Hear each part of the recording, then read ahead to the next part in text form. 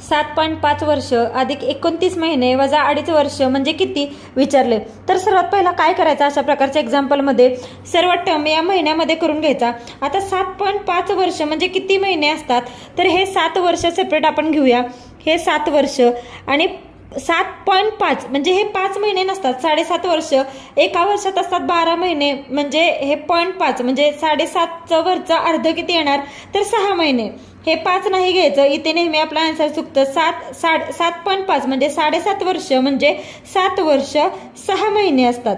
मग आता हे पूर्ण महिन्यामध्ये, ही टर्म पूर्ण महिन्यामध्ये जर घेतली आपण तर 7 वर्षाचे महिने किती झाले, एका वर्षाचे 12 महिने असतात, मग 7 वर्षाचे 7 गुणिले 12 अधिक हे 6 एवढे टोटल महिने येणार, म्हणजे 7 गुणिले 12 84 अधिक 6 म्हणजे 90, म्हणजे 7.5 वर्षाचे महिने किती झाले, 90, म्हणजे आपल्याला ही पहिली टर्म भेटली, 90 महिने झाले।